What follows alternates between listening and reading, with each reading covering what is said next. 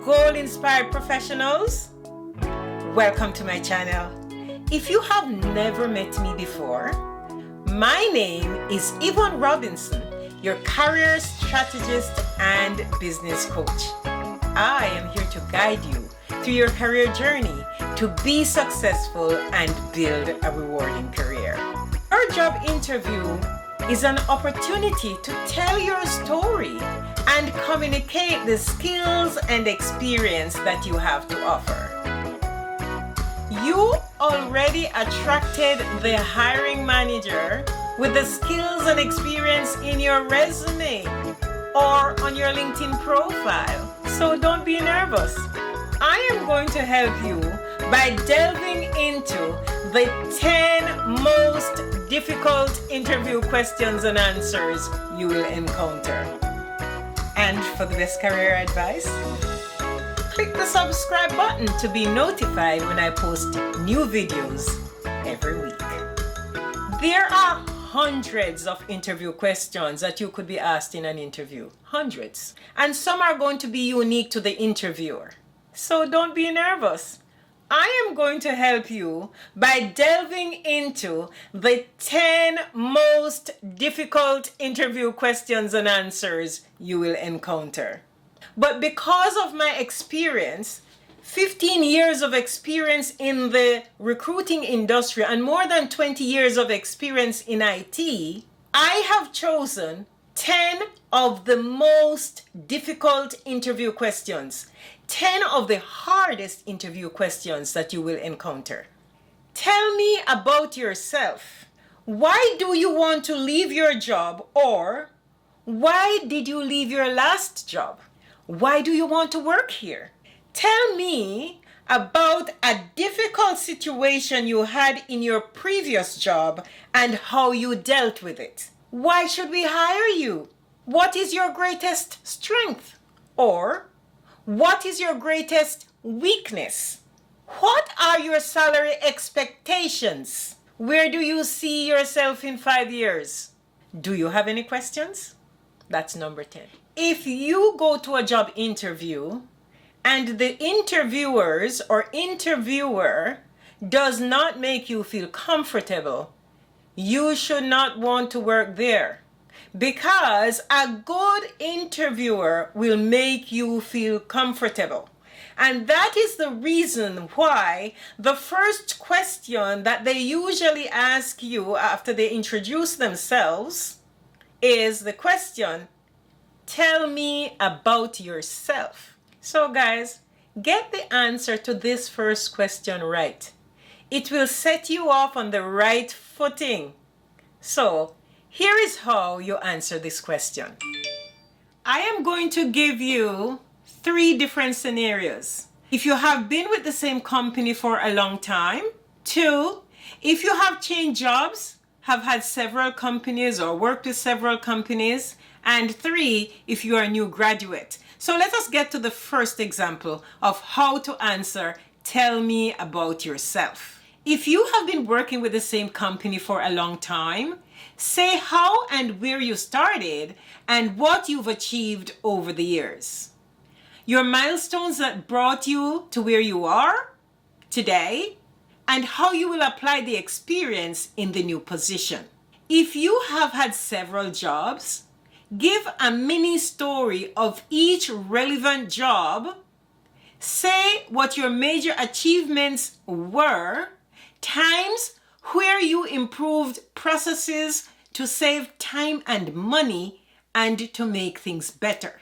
If you are a new graduate, speak about some recent notable projects that you took part in or achievements from college.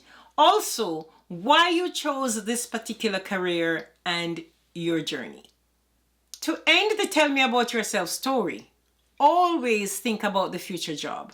And if you do not have the job description, you should ask the hiring manager or the recruiter to tell you about the job before you start answering any questions about the job in an interview. You can end by saying, If successful, I'm looking forward to learning the role quickly and getting to know as much about your processes, products, and services so I can start making a valuable contribution within your organization in a short time. The next question, why do you want to leave your job? Or, why did you leave your job? You need to be positive in your responses. Do not speak badly about a previous employer, about their products or services or processes. That's a no, no, no, okay? So here's a good answer. You can say that you are not challenged enough, or you are looking for new challenges, or you have learned new skills and the current job does not give you the opportunity to use them to contribute in a meaningful way. Always indicate that you left on good terms. And speak of the fond memories and the achievements and the accomplishments that you had. But now it is time to seek new challenges and to grow in your career. Why do you want to work here? That's a good question. I always ask that question. You're applying for a job with a company. You have to know why you want to work there. But you cannot answer this question unless you have done some research. It is very easy to think about a company, what makes a company successful. And if you have ever watched The Prophet, there's a gentleman, the show is called The Prophet, and he goes into companies, and what he does, he invests money and he takes bad companies or companies that were not doing well and make them profitable. And he talks about the 3 P's, the product, the process, and the people. If you get those 3 things right, you will have a profitable company. So hear this.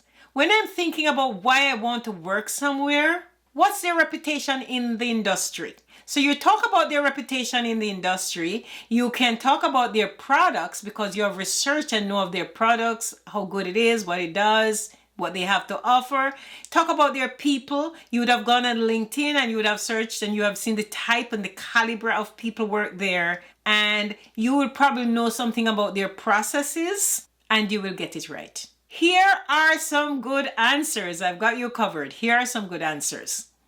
Your company is a leader in the industry, and based on what you have explained about where you are taking the company, or based on my research, I understand that you have exciting plans for the future, and I would like to be part of your journey. I will be able to use my skills, experience, and knowledge here to help in that journey. I also understand from my research that you invest and support your employees so that they can excel within their roles and you promote from within. There are a lot of positive comments online in places like Glassdoor about your company, and if I'm successful in an interview, I would be thrilled to be a part of your success story. Only say this if you have done the research. So for this question, guys, why do you want to work here? Research is important. Number 4, tell me about a situation that you had in your previous job, a difficult situation you had in your previous job, and how did you deal with it? This is called a behavioral question. Anytime they say, tell me about a time, tell me about a story, tell me about a difficult situation, it is a behavioral question. And there's a method of dealing with that, and it is called the STAR technique. So you think about the situation and you think about the task you had to accomplish, the action taken, and the results. STAR, the situation, the task that you had to do, and the action that you took, and the results. So here's a quick answer to that one. If you worked during COVID, this would be a very easy one to answer. I came up with something for you. You can fix this one your own way because your experience is yours. It was during COVID, and we had to move the entire office over the weekend from working on site to teleworking. So now you're going to be positive and you're going to say how you had to put in extra time to complete the task. Say how you communicated with everyone with clear instructions. Say how you kept the team motivated. Say how the task was completed in a timely fashion for everyone to be on Zoom call by 9 a.m. the following Monday.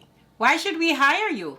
That is number 5. For this question, you need to know the job description. And if you do not know the job description, if you didn't get it before, you have to request it before you go to the interview. Try to find out what the job is all about, okay? So for this one, guys, it's not that difficult. All you'll have to do is take the job description and you match up your skills with the job description and be armed with some answers for this question. I have worked in customer care for more than 10 years. If I am hired for this position, I will implement strategies to improve customer satisfaction within a short period of time. Number 6, what is your greatest weakness? This is a very hard question to answer because really, we don't have any weaknesses, right? Okay, so it is a very difficult question to answer to find a real weakness because you're saying, are they going to judge me? You know? So what you do with this question, do not use any of the job description as a weakness. Or if you must, if there's something that you cannot do, you turn that weakness into a strength. Okay? So you find alternative tools.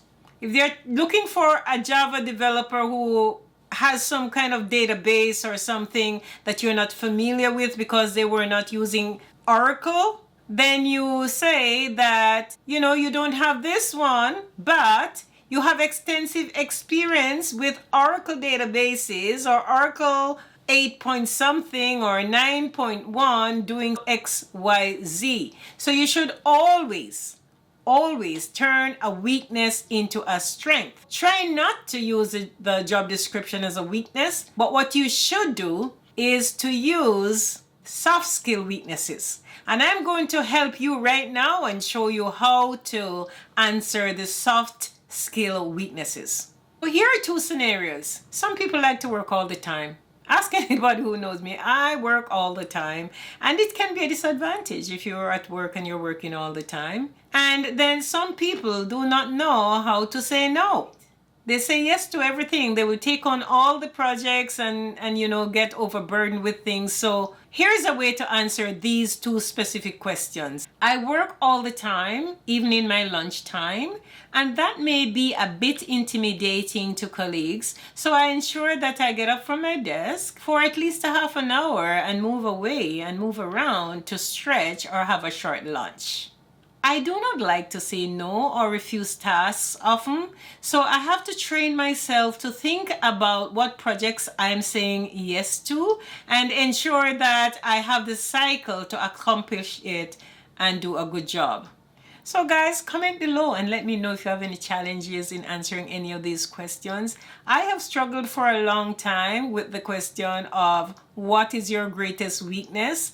And it took me a long time to figure out what I could say in an interview if I ever had to go to one. So it is not an easy question to answer. So I think if you need help with that one, you should comment below and let me know. And maybe I can help you to craft something that will help you to get over that hump, okay? So let us get to the next one. Number 7. What is your greatest strength? Now this is the easier one to answer because this is the one that you should use the job description to answer. So what you're going to do, you take the job description and you're going to match it with your skills and experience and pull from that some strength that you have and you communicate that to the employer. What is your greatest strength?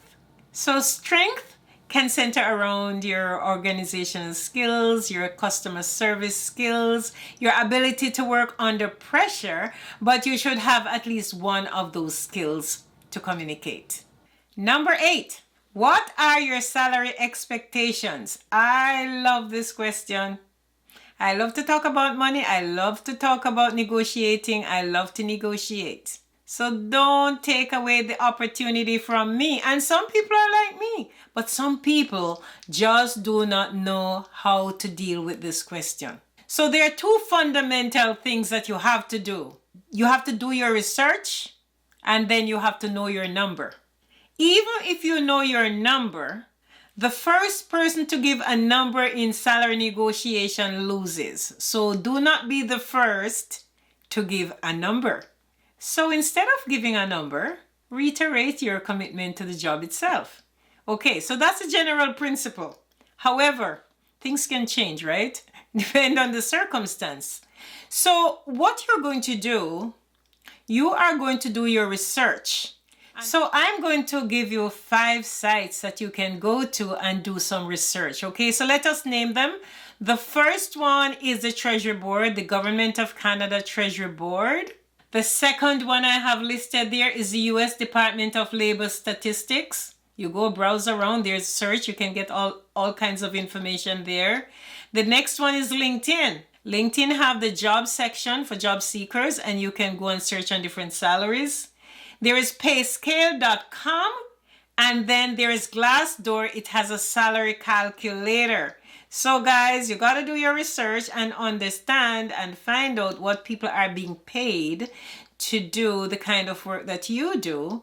And you can also ask people. You can research. You can, if you have friends on LinkedIn, or if you know anybody working with different companies on LinkedIn, say you're in IT. And I always like to talk about IT, guys. It's because I have 20 years of experience in information technology, and I'm very familiar with the salaries that Java developers and .NET developers and project coordinators, project managers, project administrators, business transformation architects. I am familiar with the kind of salaries for those guys. So if somebody calls me, and if they were in the private sector and they want to go into consulting, I help them figure out what they should be asking for, because it is very tricky when you're moving from being a paid employee to a consulting position, and vice versa.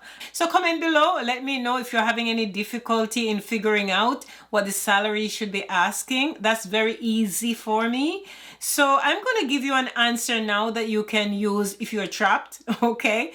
And but you might have to give them an answer. So always know your number. So you do your research and you know your number, and here is an answer that you can give. So here, guys, this is how you negotiate.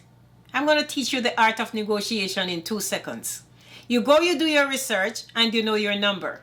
So say I'm a Java developer, and a Java developer makes between $60 and $70 an hour. Okay, you can go in and say, I would like between $60 and $70 an hour, and they would probably meet you in the middle at 65. But I'm not going to do that, right? That is what the normal man would do, okay? I am going to go in and say, I would like to make between $65 and $75 an hour, because they are going to meet me in the middle.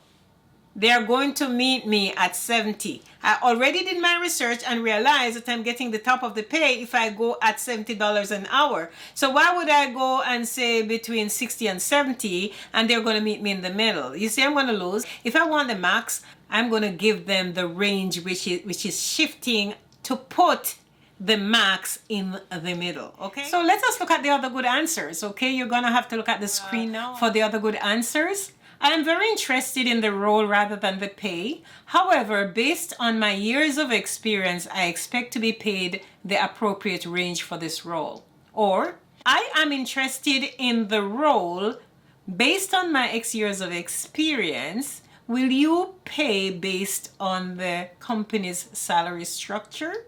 Right, so you're putting it on them now, and you're saying, I would like to be paid based on my experience because I'm more interested in your work. So pay me a fair wage, or pay me a fair salary. So that one is putting it right back on them. But as I tell you, I like to negotiate, so I'll go with number 1, right? I do my research and I will go in with my number. Do your research, know your number. The next question, number 9. Where do you see yourself in 5 years? Personally, for my life, I always have a 5-year plan. I do my life in 5-year chunks, guys. I always have a 5-year plan, right? If I'm going to start something new, I always give it in the back of my brain. 5 years. You don't know what's going to happen in 5 years, but I'm a 5-year girl, okay? But there are a lot of people who think, why are they asking me questions? Things change so much. They're looking to see whether you are committed, whether you have commitment to anything. They don't expect you to look into a crystal ball or shake a crystal ball to figure out what's going to happen in 5 years' time. They also don't want to hear that you would like their job. I would like to have your job. I would like to be the manager. I would like to be the director. No, no, no, no, no. That's a bad answer.